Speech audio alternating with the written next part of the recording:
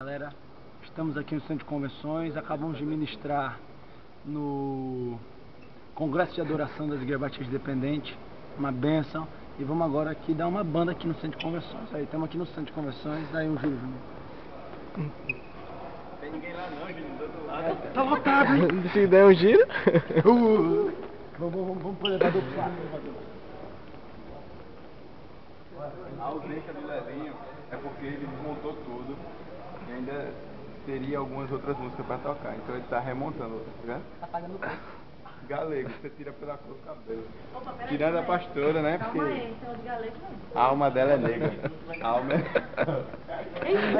Chegou. A minha alma O outro daqui saiu.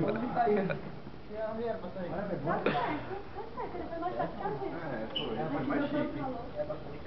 Galera, entra. Entra aí, Juninho Black Souls. Olha, ele chegou. Você tá reduzido. Eu não tenho alma negra, esse negócio tá amarrado na minha vida.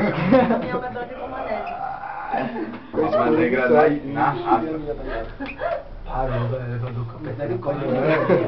Eu não sei que tem elevador, mas gente, esse elevador que é isso. É isso, né? Misericórdia. Cali, explica. Valeu.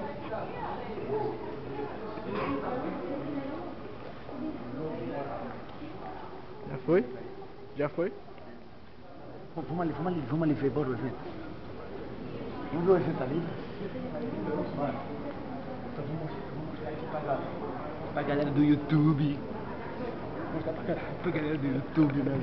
Ainda tá filmando lá. Tá filmando ainda. Vamos pegar uns livrinhos aqui. Puxa o frase. Maior.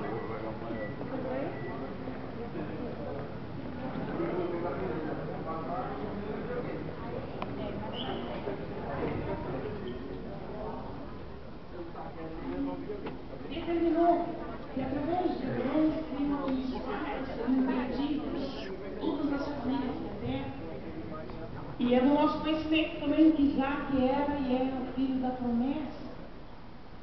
Também sabemos que Deus, quando ele tirou o povo do Egito, foi algo extraordinário. A gente acabou de ministrar, Você entendeu? conhece a Acabou de palavra de Deus, ministrar. você sabe que a Bíblia relata várias vezes que Deus, com mão forte, com um braço poderoso, ele arrancou aquele povo que estavam oprimidos, escravizados,